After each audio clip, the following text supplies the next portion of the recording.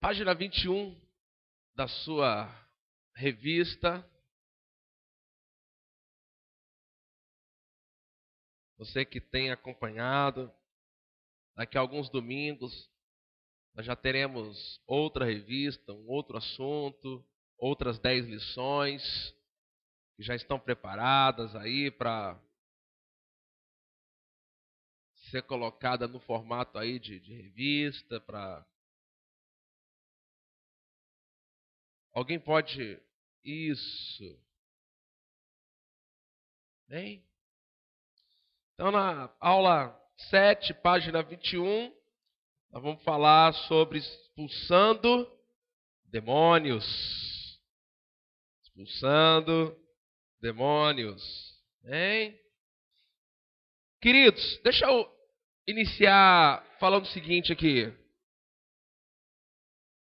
A missão prioritária. O que é a prioridade da igreja? Prioridade da igreja, o objetivo principal da igreja, não é andar por aí procurando demônio para expulsar, não. A gente não precisa ficar andando. Tem um demônio aí? Tem outro demônio aí? Não. Essa não é a prioridade da igreja, não é o objetivo principal da igreja. Mas qual é o objetivo principal da igreja? É proclamar o evangelho aos perdidos. E à medida que a gente for pregando o evangelho aos perdidos, nós vamos enfrentar oposição das trevas. Diga assim, oposição das trevas. Diga um pouco mais forte para você acordar. Vai lá, diga oposição das trevas. Quando nós nos deparamos com a oposição das trevas, então, aí sim, há uma necessidade, nesse momento, vai se tornar necessário que se manifeste o poder de Deus, através de mim e de você, e tanto para expulsar os demônios, quanto para curar as enfermidades. Amém? Então, eu não quero aqui que, mediante não só essas lições, mas as outras lições que nós temos estudado, eu não quero que você saia daqui como um caçador de fantasma, né? O caçador de demônios. Porque tem gente que é assim, né? Parece que ela corre atrás. O nosso objetivo, como igreja, neste lugar, nesta localidade, é fazer o quê? É pregar o evangelho, é levar a palavra de Deus às pessoas, é anunciar às pessoas o plano da salvação, levá-las à experiência do novo nascimento, a crescerem em Deus no conhecimento da palavra. Agora, e essa, amado, é a nossa maior estratégia para alcançar as pessoas. Você pode dizer amém para isso? Por quê? Porque nós cremos que essa palavra, ela é poderosa para salvar as pessoas. Eu creio, amado, que essa palavra, quando pregada, ela é poderosa para trazer transformação, para trazer cura, para trazer libertação, para trazer mudança de vida. Por isso, igreja, nós precisamos estar comprometidos em fazer com que essa palavra chegue ao maior número de pessoas possível. Hein? Quando nós nos propomos a fazer isso, Satanás, ele resiste à palavra. Diga isso, Satanás, ele resiste à expansão da palavra. Agora entenda, Satanás necessariamente não resiste à expansão de uma igreja. Necessariamente Satanás não resiste à expansão de uma denominação. Nem necessariamente. O que Satanás resiste?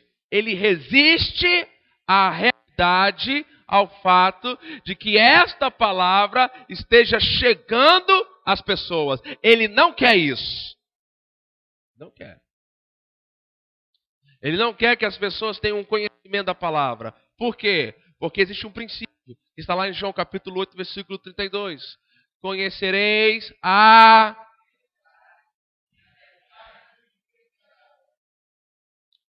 O diabo sabe que a palavra chegando, libertação está chegando. Então, alguns momentos, é comum de Satanás ele trazer resistência, ele trazer oposição, e o apóstolo Paulo passou por isso, tanto que o apóstolo Paulo ele fala sobre o espinho na carne, que muitas pessoas acham que é doença e enfermidade, mas não é. Ele diz que é um mensageiro de Satanás que estava ali esbofeteando ele. Como que esse mensageiro de Satanás esbofeteava? Através de circunstâncias que perseguiam o apóstolo Paulo com o propósito de fazê-lo desistir de pregar o evangelho. Agora vamos ver alguns textos aqui. Marcos capítulo 16, olha lá. Marcos capítulo 16 é um texto onde são mostrados alguns sinais que seguem aqueles que crerem. Mas para a nossa lição aqui, eu quero destacar o primeiro sinal somente. O primeiro sinal. Que diz assim, quem crê... Não, é versículo 17, perdão. Estes sinais seguirão aos que crerem. Em meu nome expulsarão demônios. É interessante, amado, que nós temos que perceber aqui que em relação aos demônios, nós temos que fazer alguma coisa. Não é bíblico você orar pedindo para que Deus faça alguma coisa em relação a Satanás e aos demônios. Deus, em Jesus Cristo, Ele já fez tudo que nós precisávamos em relação a Satanás e os demônios. Fez tudo. Eles já foram derrotados por Jesus. Jesus já triunfou sobre eles na cruz. Já despojou os principados. E nós sabemos que Jesus está muito acima de todo poder, principado, potestade, ou de nome que se nomeia, seja nesta era ou na era vindoura. Agora, amado, nos dias atuais, cabe a mim e a você, diga bem forte, cabe a mim, fazer alguma coisa com o diabo, gente. Agora é comigo, com você. Nós temos que expulsá-lo. Olha só o que diz Mateus, capítulo 10. Vamos lá, Mateus.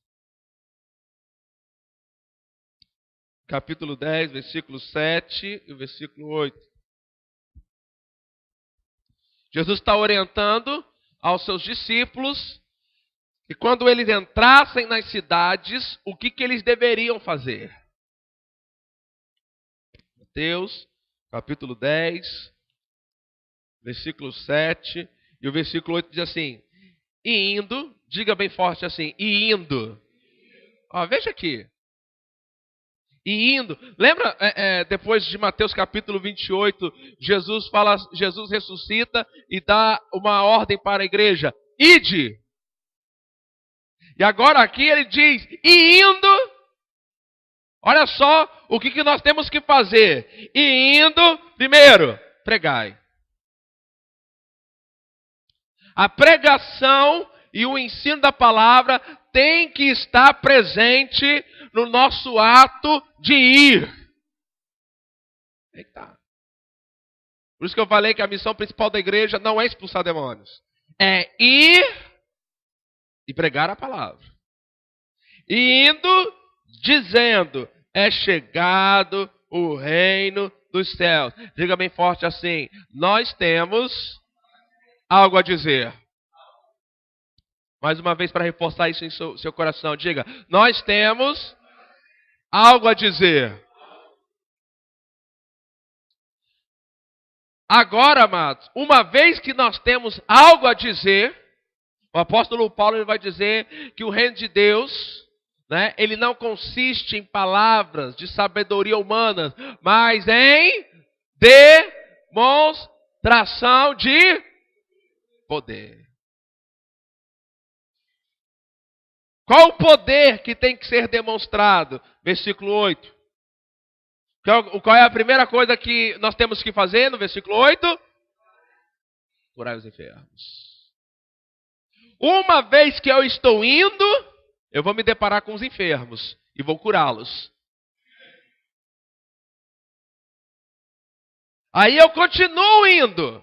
Qual é a próxima? O que acontece o próximo? Limpar os leprosos. Eu continuo indo. O que vem em seguida? Eu acho que a igreja arriscou essa parte da Bíblia.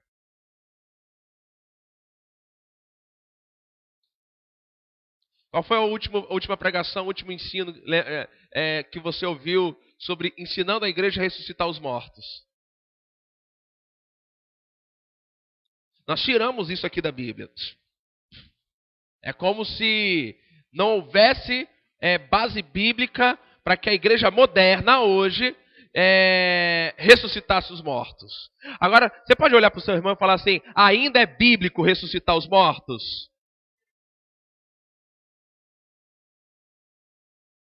Obrigado pelo amém aí.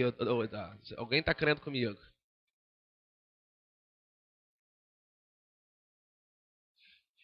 Apesar de não ser comum o ensino, apesar de nós não termos a prática de orar pelos mortos para eles antes de enterrar, para eles ressuscitarem, ainda é bíblico, ainda está na Bíblia, gente. Pastor, mas por que nós não vemos mortos sendo ressuscitados? Porque nós não oramos por eles. Qual foi o último morto que você orou para ressuscitar? Qual foi o último velório que você foi lá e mandou ver? Ah, mas se você não orar, como é que você vai ver as coisas? É a mesma coisa. Eu quero ser usado por Deus por cura. Amém. Já colocou a mão em alguém e falou assim para ela: seja curada? Bom, curai os enfermos, limpai os leprosos, ressuscitai os mortos. A gente continua indo. E o que acontece mais? Mais alto. Expulsar os demônios. Veja que nós temos algo a dizer. Amado, entenda isso. Como igreja, nós temos algo a dizer, mas nós também temos algo para fazer. Quando você está dizendo, você está fazendo parte do que você tem que fazer, mas você não está fazendo tudo. Talvez essa semana você, como um bom cristão que você deu o seu testemunho, você pregou a palavra para alguém, e glória a Deus por isso, amém, amém? Mas talvez você não tenha tido a mesma reação diante de uma pessoa enferma, ou quem sabe de uma pessoa oprimida. Então você fez parte, você não fez tudo. Você falou o que tinha que ser falado, mas não fez o que tinha que ser feito. Quem está entendendo aqui, gente? Por quê? Porque indo, como diz lá no versículo 7, nós temos algo a dizer. Mas eu continuo indo e não posso me esquecer que a igreja tem algo para fazer. Então a igreja, ela carrega uma mensagem que ela fala, mas ela também carrega uma mensagem que ela demonstra. E como é que essa mensagem é demonstrada? Da forma simples, é curando os enfermos, limpando os leprosos, ressuscitando os mortos e expulsando os demônios. Alguém, por favor, diga amém aqui para isso. Ele diz assim: de graça recebestes. De graça. Lembra de Pedro, em Atos capítulo 3? O que tenho, te dou. Vocês não entenderam, gente. Não é possível. Aqui Jesus fala, de graça recebeste, de graça dai. Ou seja, nós temos algo para dar. Nós temos cura para os enfermos, nós temos libertação para os oprimidos, nós temos uma mensagem que salva o pecador. Agora, indo, Indo para onde, pastor? Indo trabalhar. Indo para o mercado. Indo fazer a sua caminhada na praia. Indo. Aí você encontra um perdido, pregue. Um enfermo, cure. Um oprimido, liberte. Você tem algo para falar, mas você tem algo para fazer. Expulsar demônios, curar os enfermos não é responsabilidade somente do seu pastor, querido. É a sua responsabilidade também. Amém. Temos autoridade para expulsar demônios. Você precisa ser nascido de novo. No momento do novo nascimento, você passa a ter autoridade para usar o nome de Jesus e ordenar que os demônios saiam. Agora olha só que interessante. Acredite, você tem autoridade. Diga, eu tenho autoridade. Mas a fé e a autoridade são como músculos. Para crescer e alcançar grandes resultados, é necessário que sejam trabalhados. Como é que você trabalha os músculos da fé e da autoridade? É você orando insistentemente por enfermos até que você comece a ver os enfermos ficarem curados. Eu já contei aqui minha experiência do início. Quando eu orava e nada acontecia. Nem dor de cabeça era curado. Nada, nem uma corizazinha simples não era. Mas eu continuei exercitando. Uma hora as curas começaram a acontecer.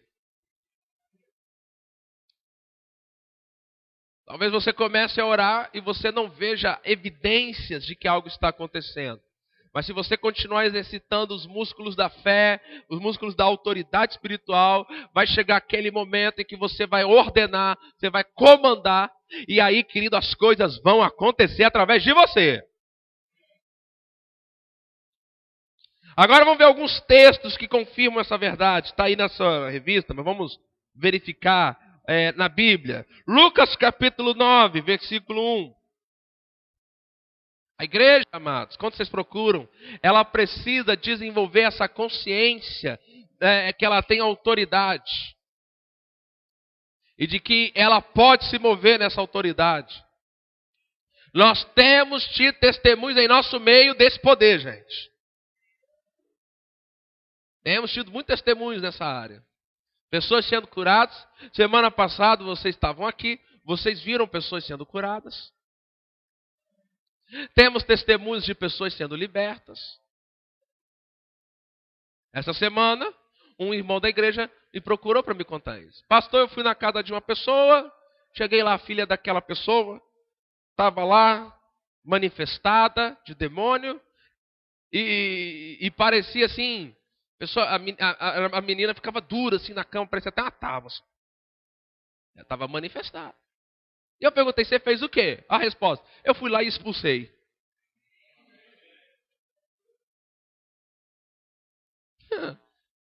Falei, o povo está pegando o negócio, gente. Está ficando fácil. Lucas capítulo 9, versículo 1. E convocando os seus 12 discípulos, deu-lhes virtude e poder sobre... Leia aí. Sobre... Vamos de novo. Sobre...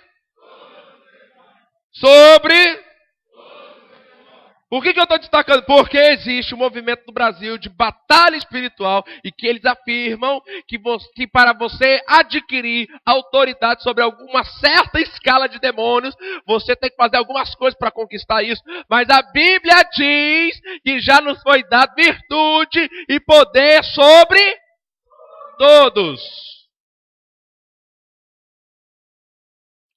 E para fazer que mais? Vamos lá, e para curarem enfermidades. Essa semana que passou, as nossas crianças, irmãos aqui da igreja, mas foi um pipocado de doença e enfermidade na criançada. Aí eu dou glória a Deus porque Alguém inventou o WhatsApp. Fala amém para isso, gente. O WhatsApp é uma benção. E eu tenho lá no meu WhatsApp os irmãos, os que têm WhatsApp, né? E falei assim, vocês já sabem o que a Bíblia diz sobre duas enfermidades. Parem de orar para pedir para Deus curar. Comecem a expulsar essas enfermidades. Interessante que as pessoas começaram a pegar aquela palavra e daqui a pouco ali mesmo no WhatsApp, pastor, fulano está curado, pastor, fulano está curado. Nós temos autoridade sobre todos os demônios para curar a enfermidade. Versículo 2. E os enviou a pregar. Olha só. Veja que o padrão é o mesmo. Nós temos que dizer algo. Pregar o reino de Deus e a curar o quê? Os enfermos.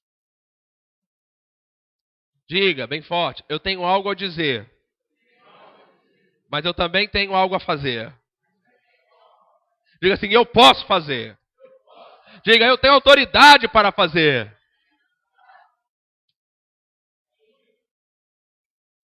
Você precisa ficar convencido disso. Colossenses capítulo 1. Aleluia. Olha só, Colossenses capítulo 1, versículo 13, diz assim, o que Jesus fez. Ele nos tirou da potestade, ou seja, do domínio, do controle, da autoridade das trevas e nos transportou para o reino do Filho do seu amor. Ou seja, Satanás não tem mais autoridade sobre mim, não tem mais autoridade sobre você, e agora nós temos autoridade sobre ele. Nós somos, preste atenção nisso. No Antigo Testamento havia um homem chamado Sansão. Ele era um juiz do povo de Israel. Você sabe a história, você sabe que ele se desviou daquilo que Deus tinha para ele, mas ele, durante um tempo, ele caminhou naquilo que Deus tinha para ele. E a Bíblia diz que em um determinado tempo, Sansão pegou raposas, incendiou colocou fogo naquelas raposas e soltou aquelas raposas nas plantações dos filisteus. E aquelas raposas, elas botaram fogo naquilo tudo lá. Amado, eu e você são como essas raposas. Deus nos incendiou com seu fogo para a gente colocar fogo nas obras do diabo. Você tem fogo para destruir as obras do diabo. Diga amém. Não permita que as obras do diabo cresçam aonde você está. Aonde você estiver, seja qual for a obra dele, seja qual for, exerça autoridade. Satanás, aqui tem alguém que sabe que manda em você. Quantos sabe que pode mandar nele? Coloque ele para correr. Ele já não tem mais autoridade, ele não tem mais domínio sobre você. Jesus falou assim, o príncipe deste mundo é chegado, mas ele não tem nada em mim. Diga assim, ele não tem nada em mim. Efésios capítulo 1 é um texto conhecido, mas temos que ler várias vezes para que a nossa consciência seja tomada por essa verdade. A partir do versículo 21, quando Deus usou o poder para ressuscitar Jesus, e diz assim, acima, ou como eu gosto, as versões que dizem, muito acima, de todo principado, potestade, domínio, de todo nome que se nomeia, não só neste século, mas também no vindouro, sujeitou todas as coisas a seus pés, e sobre todas as coisas o constituiu como cabeça da igreja, que é o seu corpo, a plenitude daquele que cumpre tudo em todos. Versículo 6 do capítulo 2. E nos ressuscitou juntamente com ele. E nos fez assentar nos lugares celestiais em Cristo Jesus. Amado, você está numa posição de autoridade, você está numa posição de governo, você está numa posição de domínio, você pode dominar sobre o diabo, você pode dominar sobre as obras dele. Chega dessa conversa do quanto o diabo tem se levantado contra você. Cansado dessa... Diz, pastor, o diabo se levantou contra mim. Qual é a novidade? É o papel dele. Estranho seria se ele não estivesse se levantando contra você. E o diabo está furioso. Desde sempre. Desde que ele é diabo, gente. Ele está furioso. A fúria do inimigo. Que fúria do inimigo? Que é a fúria santa que está em mim, dentro de você, meu amado. Que fúria do inimigo, amado. Furioso estou eu com ele, amado. Ah, vocês não creem nisso, não, gente. Que isso? Furioso estou eu e você com ele. Quem esse abestado está pensando que é? Se levantar contra mim, contra você, a igreja de Jesus, cuja palavra diz que as portas do inferno não prevalecerão contra ela. Eu estou assentado à direita de Deus e está esse camarada querendo perturbar, por quê? Eu vou lembrar para ele quem eu sou em Cristo, o futuro dele e que eu tenho autoridade sobre ele. Vou botar ele para correr. Essa é a postura que a igreja tem que ter, mano. Pastor, vamos fazer uma vigília para Deus fazer alguma coisa com o diabo. Não! Vamos fazer uma vigília para orar em línguas, para adorar, para meditar na palavra de Deus junto. Mas para lidar com o diabo, amado, eu vou usar a autoridade que Deus me deu. Satanás, vem aqui pertinho, quer falar na sua cara. Você vê, vai que você tem problema de surdez tanto tempo, né? Deve estar velhinho já, né? Vem cá. No que é meu, no que Deus me deu, no meu casamento, nos meus filhos, na minha saúde, nas minhas finanças, se você tocar, você vai saber com quem você está lidando.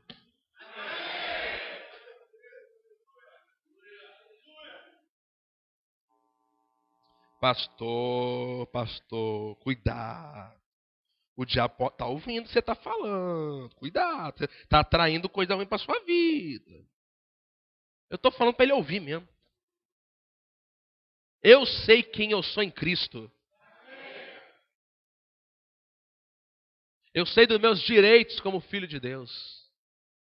Eu sei da onde eu saí, sei para onde eu fui colocado.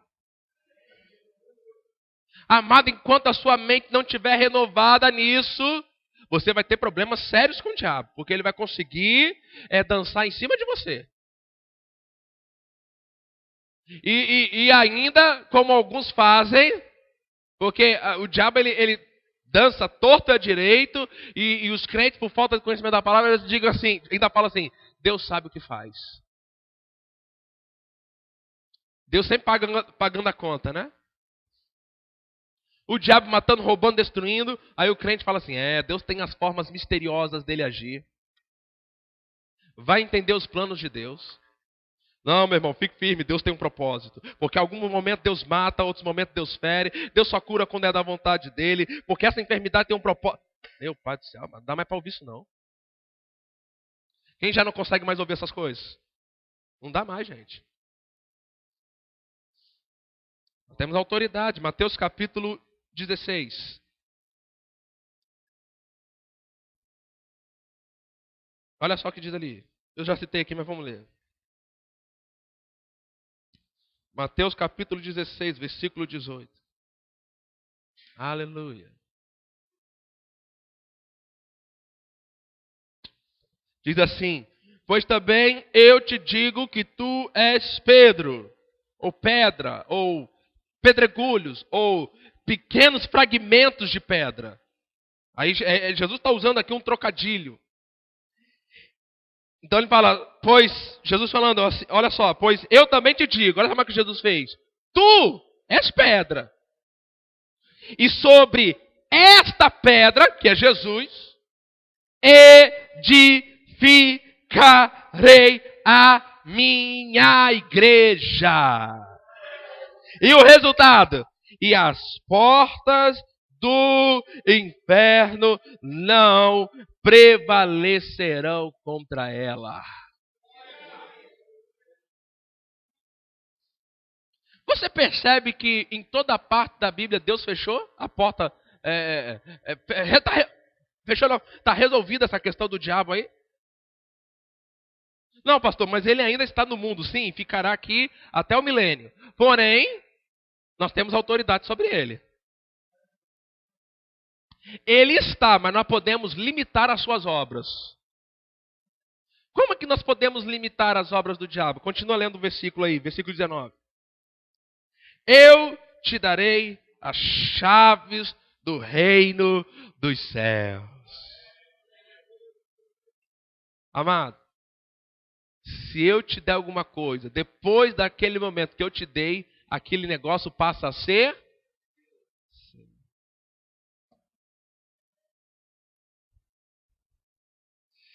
Eu te darei as chaves do reino dos céus. Ele já deu. Já é nossa. Já podemos usar. Agora como é que a gente usa? Olha só. E tudo que ligares na terra será ligado no... E tudo que desligares na... será desligado nos... Diga bem forte assim. O céu reage. Melhor, diga assim. O céu responde a nossas ações em fé aqui na terra. Vocês estão entendendo, gente? Olha só. A Bíblia não diz assim, o que eu ligar aqui no céu vai ser ligado na terra. Não, amado, não é isso que está escrito na Bíblia. A gente lê esse texto pensando assim, sabia? A Bíblia diz que o que a gente liga na terra, mas a gente lê pensando assim, o que Deus ligar no céu, eu ligo depois aqui na terra. Os céus são do Senhor, mas a terra Ele deu para quem? Para nós. Ele forma o homem do pó, sopra nas narinas do homem, abençoa o homem e fala assim, dominai a terra. Aí, uma vez que o homem é o dominador na terra, ele fala assim, o que você ligar aqui na terra, eu vou concordar com você, vou ligar no céu. Amado, você consegue perceber o tamanho da autoridade que nós temos aqui na terra, gente? Mas também podemos desligar coisas. Nome de Jesus, parte 2 aí da lição. Kenneth Hagin, em seu livro, que eu recomendo para os irmãos, esse livro, o Nome de Jesus, faz a seguinte declaração. Todo poder, toda autoridade que Jesus tinha está investido no seu nome. O nome de Jesus tem toda autoridade, todo poder, toda dignidade, toda majestade e toda a glória que a pessoa de Jesus possuía aqui na terra. Ou seja, todo o poder, toda a autoridade que a gente vê em Jesus, nos 4 evangelhos, a Bíblia vai falar para nós, vamos ver lá, Filipenses capítulo 2. Pastor, já sei o que está lá, que vai falar, que o nome de Jesus. Eu sei, amado, você sabe, nós só não estamos praticando.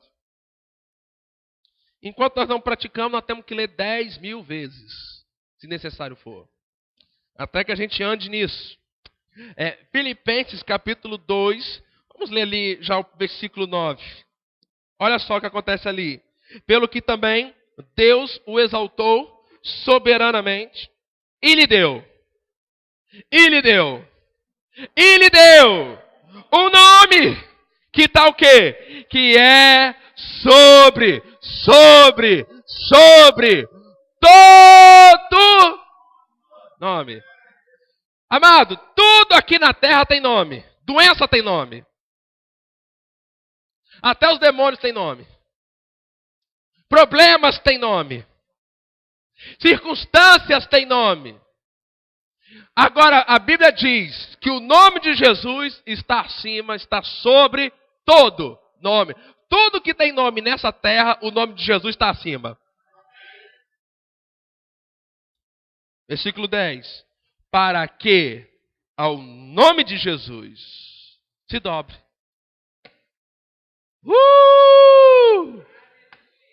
Se dobre. Sem curve. Saia. Se remova. Já ouviu aquela historinha assim, erga-te e lança-te no mar? Vocês não sabem esse texto não, gente? Eu tenho pregado pouco sobre isso. Nos últimos 4 anos. Vou começar a pregar mais.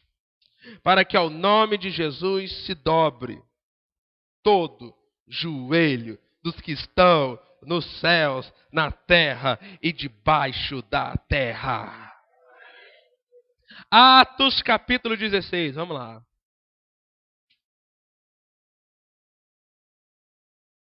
Atos capítulo 16. Aleluia. Tudo isso, amado, que Deus tem colocado para nós é fundamento para o avivamento que está chegando. Eu quero que você creia, tem avivamento chegando para nós. Não porque Deus assim escolheu a gente assim e não escolheu outra igreja. Porque a gente, durante um tempo eu pensava que avivamento era por causa disso. Deus escolheu essa igreja aqui, não escolheu essa aqui. Aí às vezes a gente fala assim, não, irmão, Deus tem um avivamento para nós. Mas você sabia que qualquer igreja aqui em Rio das Ostras, no Brasil, no mundo, tem o direito de ir lá e o pastor falar assim, irmãos, Deus tem um avivamento para nós? Não se trata do que Deus tem para nós, se trata se eu tenho fé para receber o que Deus tem.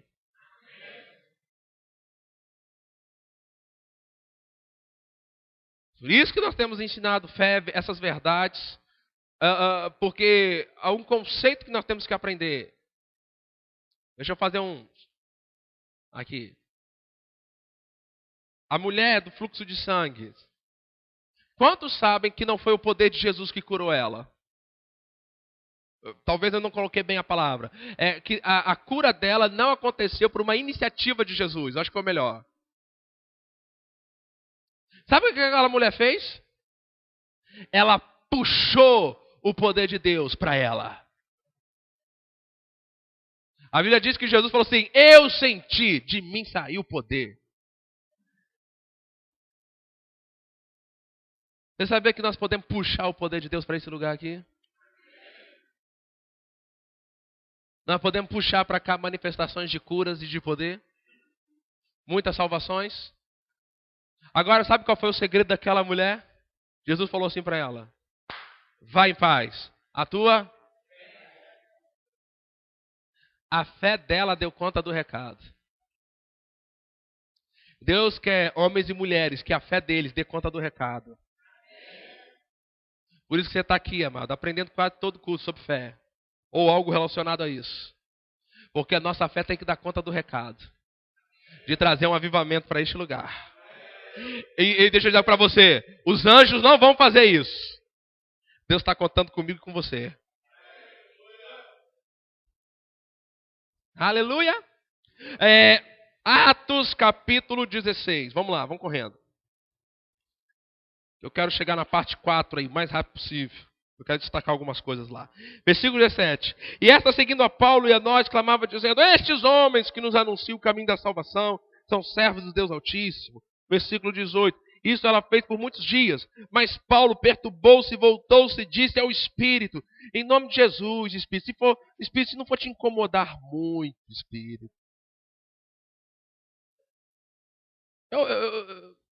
Senhor demônio, por gentileza. Satanás, aí isola. Esse crente que é assim, né? Em nome de Jesus Cristo, te mando. Uau. Ele fala assim, em nome de Jesus Cristo, Deus está mandando. Fala assim, sou eu que dou conta do recado. Fala aí, fala. Em nome de Jesus Cristo, te mando! Sai dela. Resultado. E na mesma hora saiu. Lucas 10, vamos lá, rapidão. Vamos ler todas essas passagens, porque a fé vem pelo ouvir a palavra. Lucas 10, 17. Olha só a reação dos discípulos ali. E voltaram os 70 com alegria, dizendo: Senhor, pelo teu nome, até os demônios se nos sujeitam. Diga assim, através do nome de Jesus, os demônios se sujeitam à minha ordem.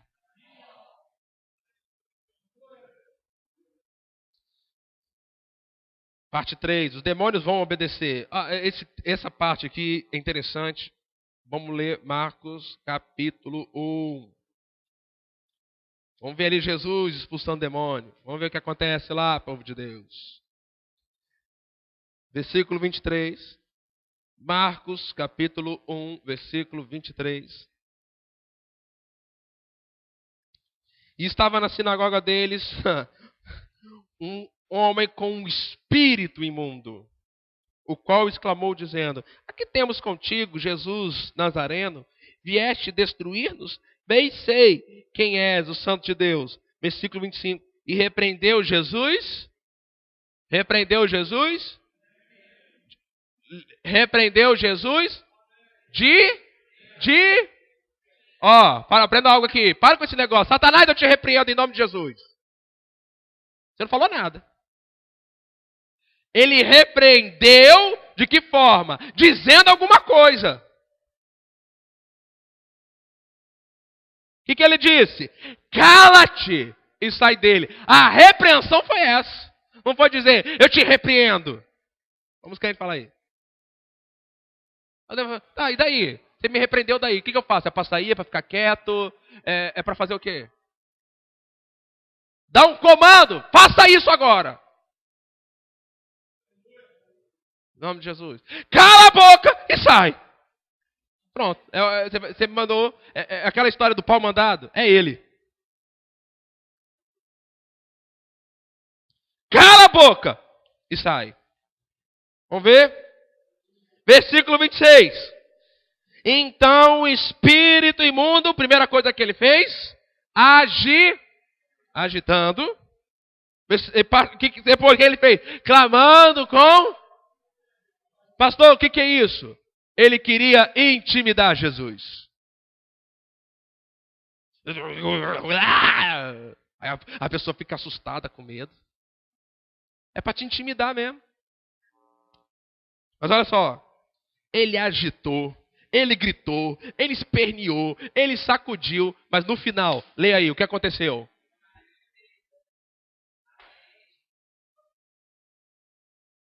Pintou e bordou, mas no final teve que obedecer. Agitou, gritou. Eu imagino Jesus, meu pai, que papelão, vai, sai logo. E saiu dele. Agora olha só, versículo 27. E todos se admiraram a ponto de perguntar entre si, dizendo: que é isto? Que nova doutrina é esta? Porque na antiga aliança não existia isso. Mais perto que chegou disso foi Davi com a sua harpa que tocava e acalmava o espírito de Saul. Mas agora é um negócio novo na parada, gente. Ele manda, ele fala e os demônios obedecem. Olha só, pois com autoridade ele não pede, ele não clama, ele não jejua, ele não grita em oração, mas ele ordena aos espíritos imundos e eles lhe...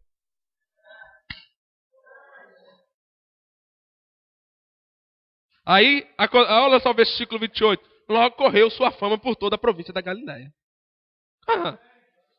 Um cabra desse vai ficar famoso, gente. Você vai ver, começa a expulsar demônio lá no seu bairro. Daqui a pouco, amado, eu tenho que orar para Deus prover de um outro jeito as suas finanças, porque a demanda lá na porta da sua casa Vizinho, ora por isso aqui. Vizinho, ora por isso aqui. Vizinho, ora por isso aqui. Ô, vizinho, ora por isso aqui. Ô, vizinho, ora por isso aqui. Ô, vizinho, ora por isso aqui. Vizinho, esse aqui também. Quando ordenamos em nome de Jesus que o Espírito saia, temos que ficar firme mesmo que haja resistência. Vamos falar isso junto aí na sua revista. A parte final do item 3 ali. Quando ordenamos, acharam aí? Localizaram? Marca isso aí. Vamos ler. 1, 2, 3 e já. Quando ordenamos, vai.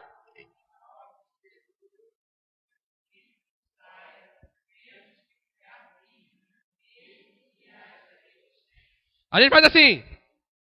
Sai. Você está aí ainda? Saiu? Smith Wigglesworth. Ele expulsou, uma vez um endemoniado que tinha lá na cidade, ele expulsou. Onde Jesus sai? E foi embora. No terceiro dia, aquele demônio deu um grito e saiu. No terceiro dia. Mas ele não ficou 3 dias expulsando, não. Ele deu uma ordem. Você já ouviu aquela história assim que quando o pai fala 20 vezes com a criança e a criança não está nem aí? O que a gente fala? Qual o comentário que a gente faz do pai? Fala aí, pode falar. Que está faltando o quê? Autoridade. Agora, e quando o pai só olha? Ai, gente, vocês estão entendendo? Quem quando era criança, o pai era assim, não precisava falar, só olhar. O que é isso? Aprenda. Quem tem autoridade até no olho. Ai, tão devagar. Jesus, apóstolo João, ele vê Jesus e fala assim, e os seus olhos? Quem lembra? São o quê? Chama de fogo. Tem autoridade até no olho.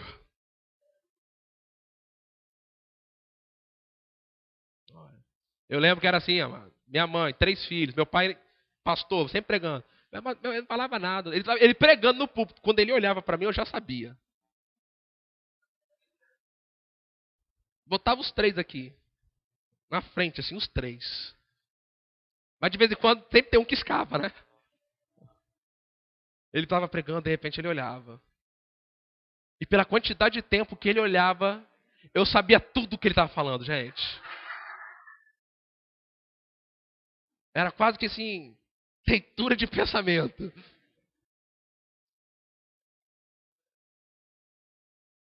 Autoridade. Grito não é sinônimo de autoridade. Pegar a cabeça, ficar sacudindo assim, não é sinônimo de autoridade. 10 pessoas ao redor, cada um gritando, sai, o outro amarra, o outro queima, o outro... Aí o diabo, vem cá, é para sair, é para queimar ou é para amarrar? Vocês querem? Quem tem autoridade não vai em grupo. Sabe ir sozinho. Cala a boca e sai. Passos para libertar os descrentes. Primeiro, leve a pessoa ao novo nascimento. Você vai orar, vai ministrar uma pessoa. Você tem que primeiro, meu querido, você tem que receber Jesus como Senhor e Salvador de sua vida. Nascer de novo. Receber a vida de Deus no seu espírito. Teu espírito recriado. Leve a pessoa ao novo nascimento. A fazer a confissão de Jesus como Senhor, como Salvador de sua vida. Segundo, ensine a palavra para a pessoa renovar a mente e praticar a palavra. Amados, nós temos que nos aplicar a ensinar a palavra para as pessoas. Nós achamos que a pessoa, uma vez que ela está salva, pronto, está tudo resolvido. Tem que ser ensinada. Timóteo vai falar que a vontade de Deus é que todos os homens sejam salvos e cheguem ao pleno conhecimento da verdade. Então nós temos que ensinar a palavra para a pessoa. Temos que sentar com ela. Às vezes explicar para a pessoa, O número grande é o capítulo, o número pequeno é o versículo. Para a gente é óbvio, mas sabia que tem muita gente que não sabe? Temos que explicar, temos que ensinar. Terceiro, ore para a pessoa receber o dom do Espírito Santo, ou seja, o batismo do Espírito Santo. Quinta-feira passada, a gente teve um culto maravilhoso. 3 pessoas foram batizadas no Espírito Santo. 3 pessoas. Estavam aqui, não eram ainda batizados no Espírito Santo. Falamos sobre o batismo no Espírito Santo, sobre oração em línguas. Chamamos essas pessoas. Não ficou nem mais de 5 minutos para receber, gente. Nós temos que levar as pessoas. Olha só, vamos ler lá. Atos, capítulo 2. Versículo 38. Vamos ler lá. Aleluia. Eu vou mexer agora algumas tradições nossas aqui. Se prepare, aperte o cinto. Atos 2, 38. E disse-lhe Pedro, arrependei-vos. Primeiro passo é o arrependimento que vai levar ao novo nascimento. Né? Arrependei-vos e cada um de vós, depois que fizer um cursinho na igreja, seja batizado em nome de Jesus Cristo. O que vocês riram? Não está escrito assim, mas é assim que a gente lê. Arrependei-vos cada um de vós e seja batizado em nome de Jesus Cristo para perdão dos pecados. Amado, o único requisito bíblico para alguém ser batizado nas águas é ter sido nascido de novo. Eu e você, a igreja não tem direito de colocar mais nenhum requisito nisso. Nós não temos autoridade para negar as águas a uma pessoa que afirma que nasceu de novo. Pastor, mas se ela não nasceu, aí já não é problema nosso, nem meu, nem seu.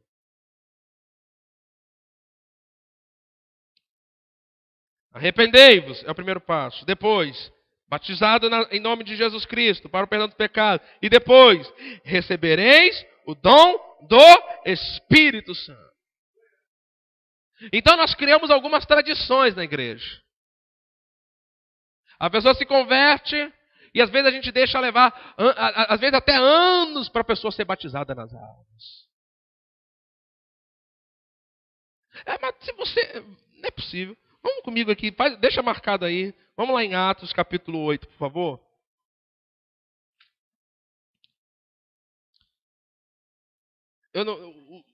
Depois em casa você leia Atos capítulo 8, versículo 26 ao 40. Eu só vou ler a parte que nos interessa aqui.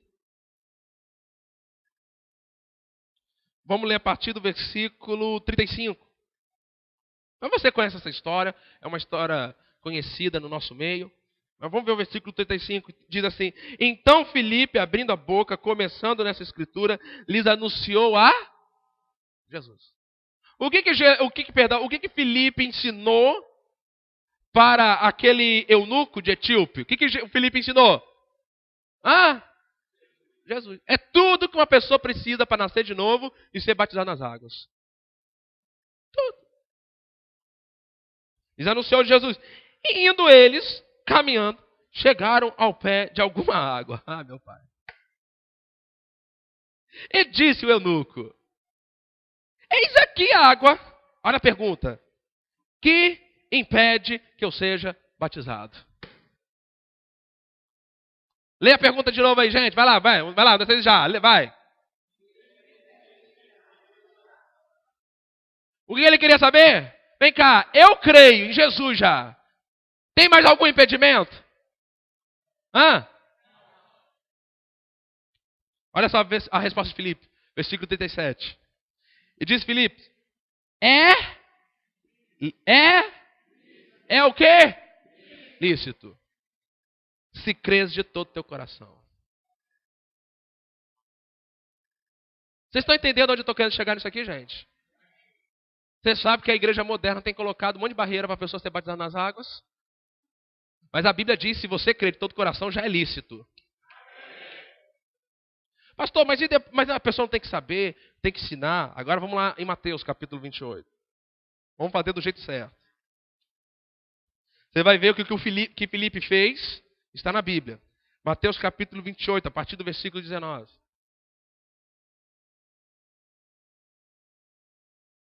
Aleluia. Portanto, ide. Algumas versões diz, fazei discípulos. Algumas diz, ensinai. Né? Eu vou ficar aqui com a minha versão que diz ensinai. Ensinai todas as nações. Amado, as nações precisam ser primeiramente ensinadas a respeito de quem? Jesus. Adianta eu querer ensinar imposição de mãos para o pecador? Hã? Não. Adianta eu querer ensinar para o pecador a respeito, sei lá, de oração em línguas? Não. Porque o que o pecador precisa em primeiro lugar? Do novo nascimento. Bom, eu ensino isso. Logo em seguida, o que eu faço? Batizo em nome do Filho. Depois do batismo, o que eu faço? Lê o versículo 20.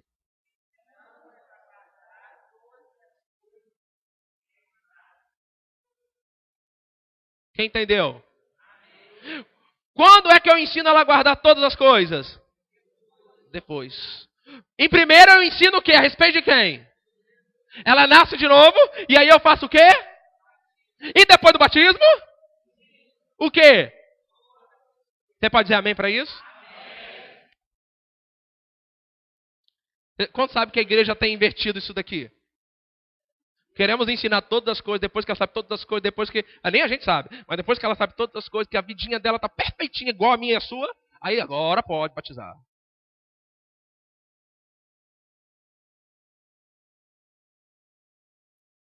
Olha só o que Jesus fala sobre isso lá em Mateus capítulo 23.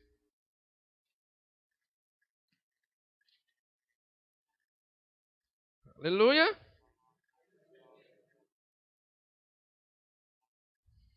Mateus capítulo 23. Deixa eu ler ali para você 2 versículos. Versículo 4. Pois atam fardos pesados e difíceis de suportar e os põem sobre os homens dos homens, eles, porém, nem com dedo querem movê-los. Muitas vezes é assim que a gente tem agido, mano. O pessoal já está ali, já nasceu de novo. Tem alguma coisa para acertar na vida. Agora, quem aqui não tem algo para acertar na vida aqui? Eu tenho, sabia? E olha que eu sou um pastor, prego todo domingo. Mas quantos de vocês sabem que Deus ainda está me acertando?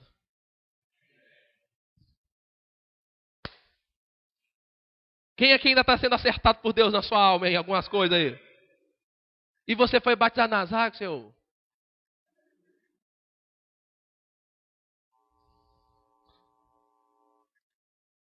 Não, pastor, mas nós temos que deixar para ver se a pessoa tem certeza da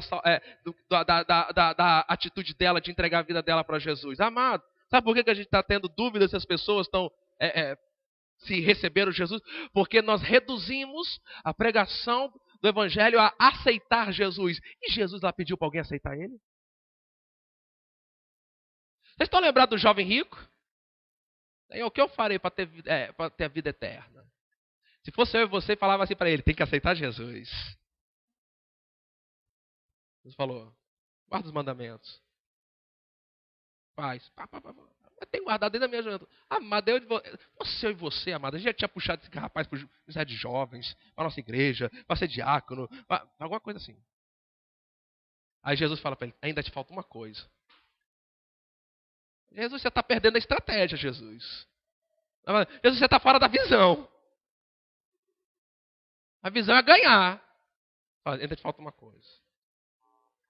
Aí a Bíblia diz que aquele rapaz sai.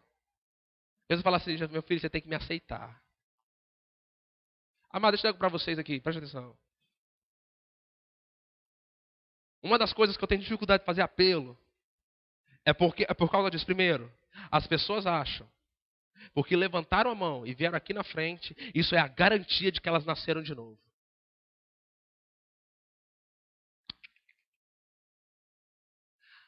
O confessar Jesus para receber o novo nascimento, eu posso fazer isso sozinho no meu quarto.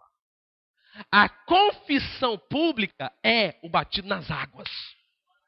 O batismo nas águas é a confissão pública que eu morri para o mundo e ressuscitei para uma nova vida e que Jesus Cristo é o meu Senhor. É no batismo nas águas que eu confesso publicamente para o mundo de que eu morri para Ele e que eu ressuscitei para uma nova vida. Então, amado, olha só o versículo 13, do capítulo 23 de Mateus. Ai de vós, escribas, fariseus, hipócritas, pois fechais aos homens o reino dos céus, e nem vós entrais, e não deixais entrar os que estão entrando. Quarto passo, ensine a pessoa como ela pode resistir a Satanás por ela mesma.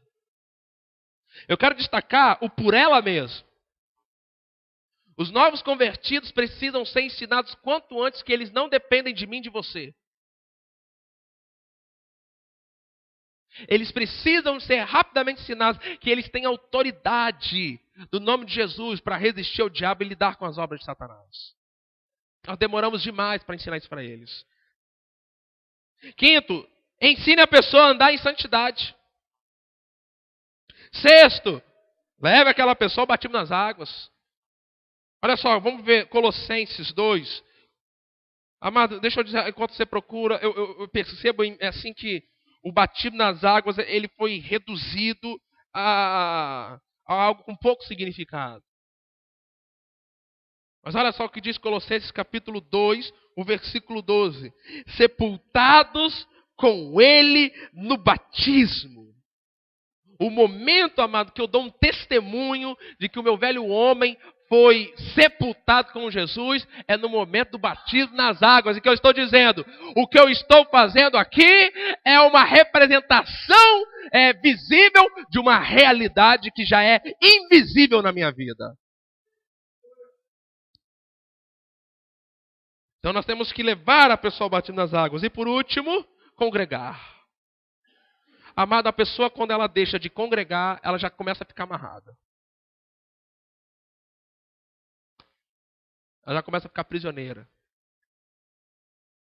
Congregar é algo muito importante. Vamos ler o texto que está lá, Hebreus. Deixa eu terminar aqui com Hebreus. Vou terminar aqui, para abrir para vocês fazerem perguntas. Hebreus, capítulo 10.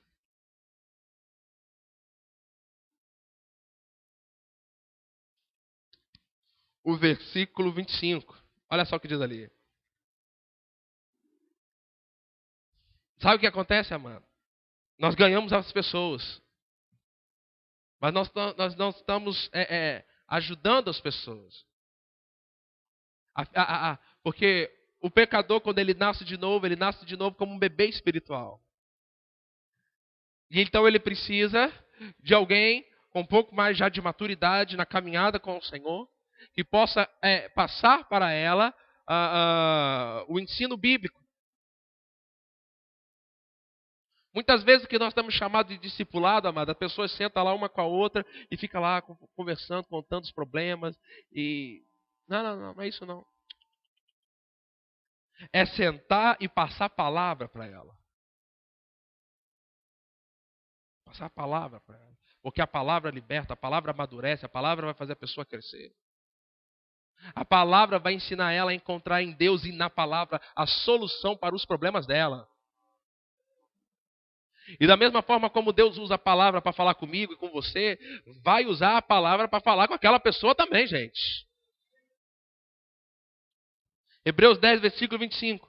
Não deixando a nossa congregação, como é costume de alguns. Fala assim, eu não tenho esse costume. Fala forte, eu não tenho, vai. Você não está aqui por uma questão religiosa, amado. Você está aqui porque aqui é um lugar aonde, amado, você encontra os seus irmãos e você recebe uma edificação, desfruta da unção coletiva que está aqui, está sendo alimentado, está sendo incentivado, sua vida está sendo estimulada, amado. Você não vem aqui para marcar cartão.